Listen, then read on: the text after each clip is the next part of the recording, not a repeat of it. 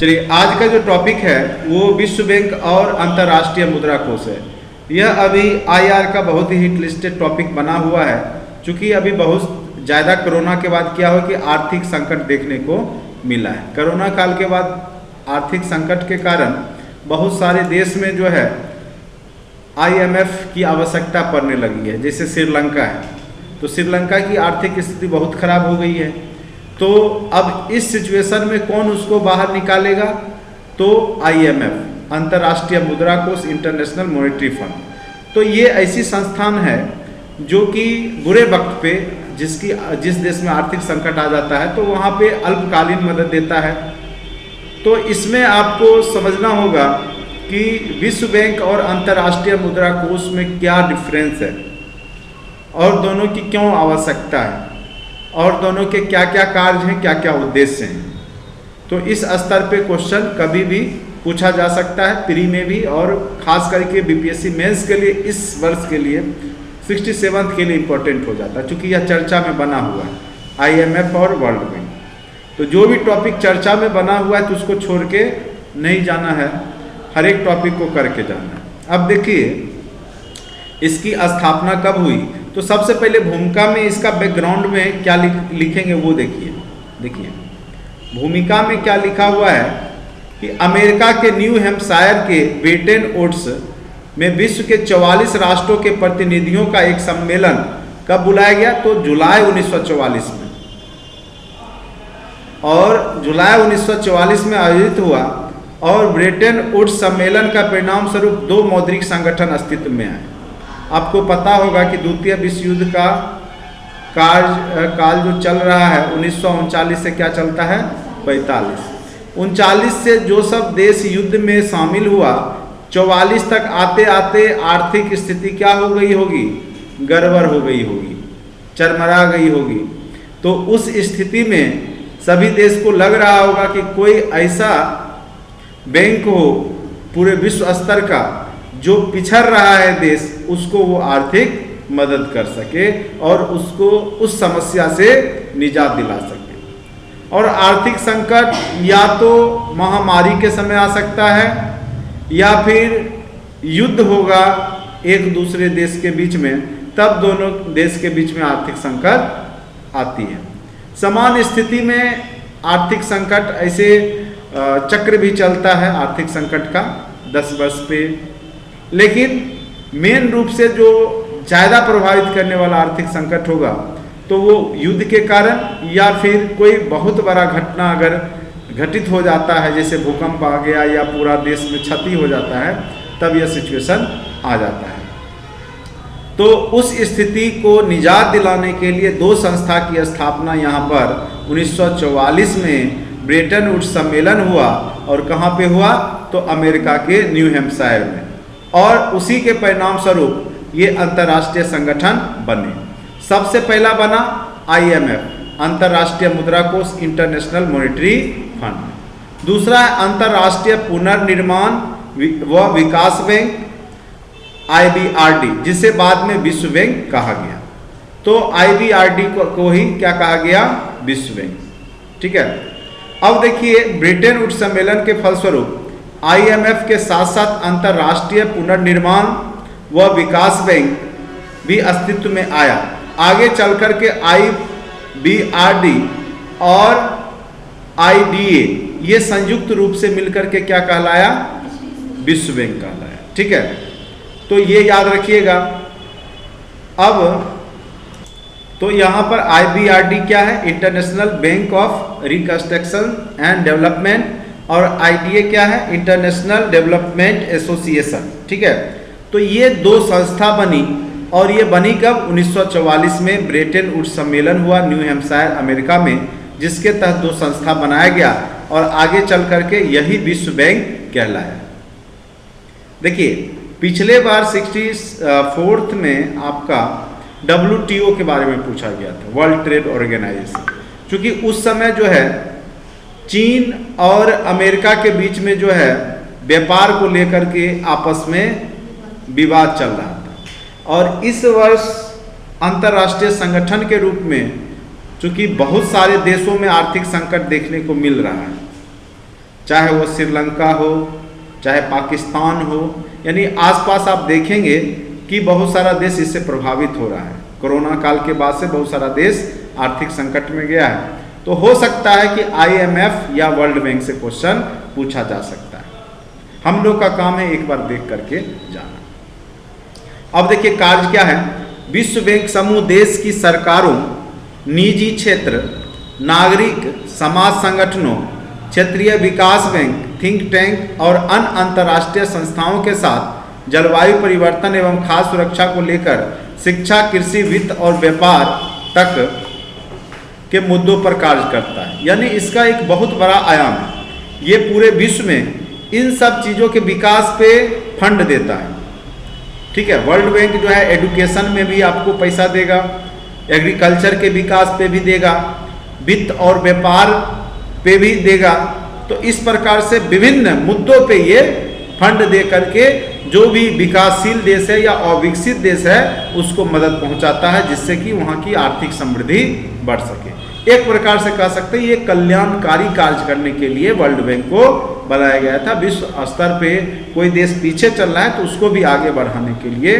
और ये world bank जो है गरीब और अति पिछड़े देश को खास करके मदद पहुंचाता है। ठीक है, अब आ जाइए आर्थिक पुनर्निर्माण व व्यापार के लिए सदस्य देशों को दीर्घकालिक पूंजी प्रदान करता है। यह लंबे समय के लिए पूंजी देगा। वर्ल्ड बैंक लंबे समय के लिए पूंजी देता है, जबकि आपका IMF जो देता है अल्पकालिक समय के लिए देता है, कुछ समय के लिए देता है। इंटरनेशनल मॉनेटरी फंड कुछ समय के लिए फंड देता है। भुगतान संतुलन व अंतर्राष्ट्रीय व्यापार संतुलित विकास के लिए दीर्घकालिक पूंजी निवेश को प्रेरित करना, युद्ध के समय में शांतिपूर्ण अर्थव्यवस्था कायम करने हेतु विकास परियोजनाओं के क्रियान्वयन को सुनिश्चित करना, निजी ऋणों व पूंजीगत निवेश पर गारंटी प्रदान करना। ठीक है, अब देखिएगा कि वर्ल्ड बैंक, अब कहिएगा कि वर्ल्ड बैंक और IMF में क्या डिफरेंस है। तो अब यहाँ पर देखिए, जहाँ विश्व बैंक द्वारा सदस्य राष्ट्रों में संतुलित आर्थिक विकास प्रोत्साहित करने हेतु दीर्घकालिक ऋण उपलब्ध कराता है, वही IMF क्या करता है, राष्ट्रों के भुगतान संतुलन में असाम्यता को दूर करने हेतु अल्पकालीन ऋण देता है। यह कुछ समय के लिए देगा, महीना 2 महीना के लिए, 4 महीना 6 महीना, लेकिन लंबे समय तक के लिए जब भी लोन देगा तो कौन देगा, विश्व बैंक देगा। और दोनों संस्था वास्तव में एक दूसरे के पूरक हैं। दोनों की मदद से ही कोई आर्थिक रूप से अगर कोई देश परेशान है तो वो उससे निजात पा सकता है। भारत ने भी IMF और वर्ल्ड बैंक से कई बार मदद लिया है। ठीक है, तो जो भी देश में आर्थिक संकट आता है तो उसमें वर्ल्ड बैंक की योगदान होती है। अब आ जाइए लक्ष्य। 2030 तक के दुनिया के सामने 2 लक्ष्य है। किसका, वर्ल्ड बैंक का। विश्व बैंक का 2 लक्ष्य। पहला, एक दिन में कम से कम $1.90 से कम पर जीवन यापन करने वाले लोगों की संख्या 3% पर लाना, यानी गरीबी को घटाना। लगभग $2 से कम इनकम नहीं होना चाहिए पूरे विश्व का।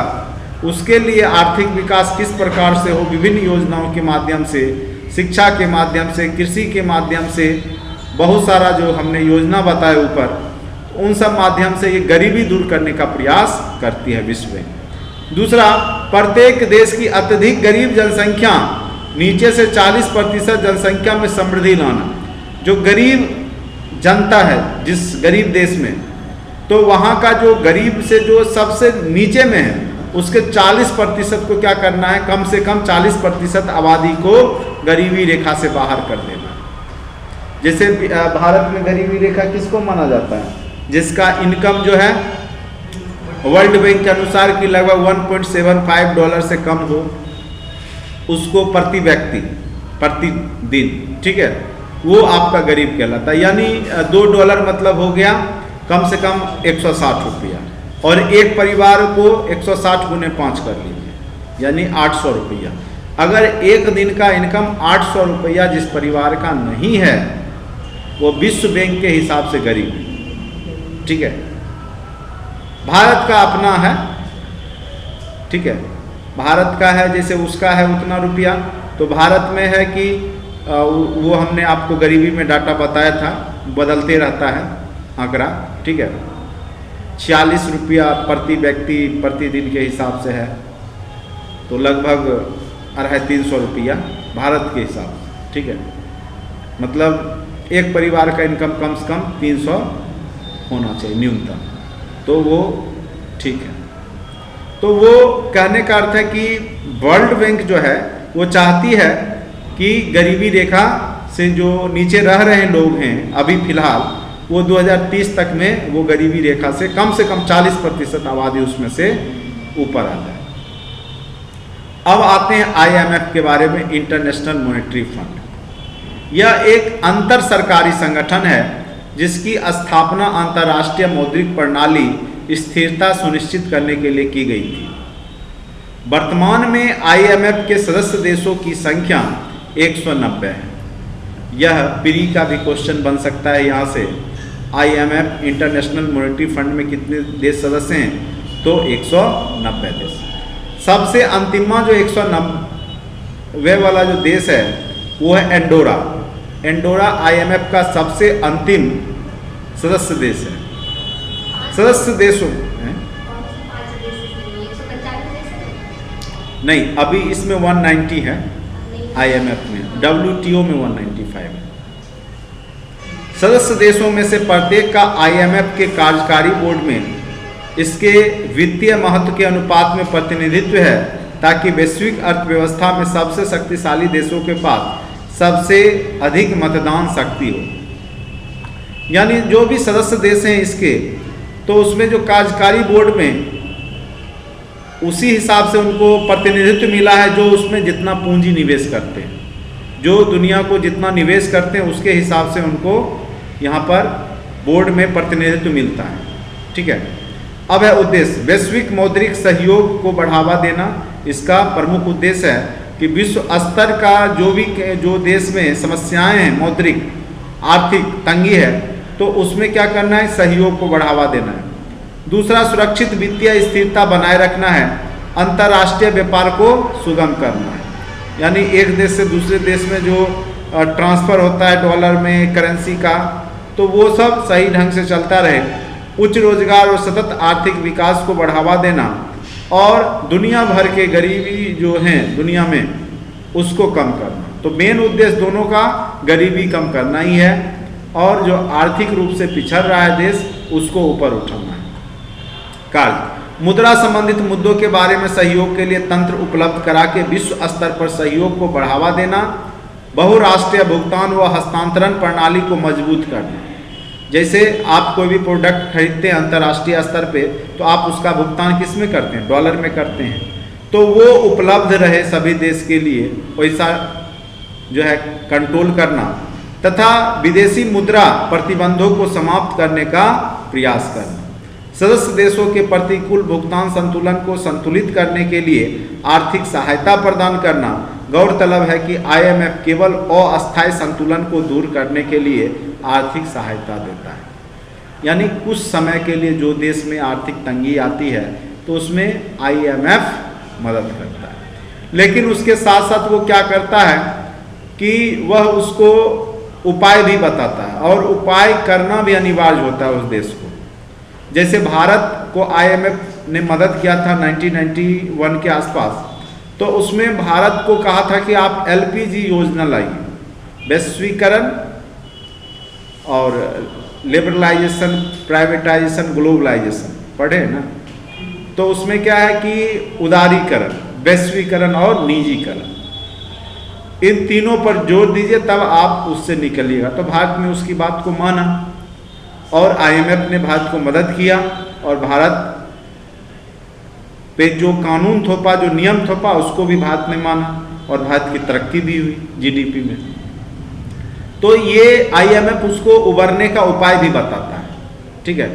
कई देश नहीं मानने के लिए रहते हैं कि IMF की इन बातों को नहीं मानते हैं, तो उस देश को वह फंड भी नहीं देता है, ठीक है। सदस्य देशों को वित्त आकलन, विश्लेषण आदि से संबंधित प्रशिक्षण देना, ट्रेनिंग देता है कि आप कैसे अब इससे निकलिएगा। अब श्रीलंका है, श्रीलंका IMF से मदद नहीं लेना चाहता था, क्योंकि वह जो कहेगा तो श्रीलंका की सरकार वो करने के लिए अभी तैयार नहीं हो रही थी, इसीलिए वो चाहती थी कि दूसरे तरीका से हमको फंड मिल जाए और थोड़ा सा ब्याज दर IMF का ज़्यादा रहता है वर्ल्ड बैंक के हिसाब से, ठीक है। अल्प आय वाले सदस्य देशों को संरचनात्मक समायोजन सुविधा प्रदान करना। तो मेन रूप से जो IMF है, इंटरनेशनल मॉनेटरी फंड हो चाहे वर्ल्ड बैंक हो, इस दोनों का मेन उद्देश्य आपका जो विकसित देश नहीं हैं, जो विकासशील हैं या अविकसित हैं, वैसे देशों को आर्थिक स्थिरता बनाए रखना और पूरे विश्व में व्यापार का जो संरचना है, एक देश दूसरे देश से व्यापार करते रहे, उसको बनाए रखना, ये सब मेन उद्देश्य है, ठीक है। तो आप लोग एक बार अच्छे से देख लीजिएगा, हो सकता है अगर इससे क्वेश्चन पूछ दे तो आप लोग बना लेंगे। और इसमें मेन डिफरेंस यही है दोनों संस्था में, इंटरनेशनल मॉनेटरी फंड और वर्ल्ड बैंक में, कि वर्ल्ड बैंक दीर्घकालिक देती है और IMF शॉर्ट टर्म में देती है, कुछ समय के लिए देती है, ठीक है। आज के वीडियो लेक्चर में इतना ही। Thank you so much watching for this video.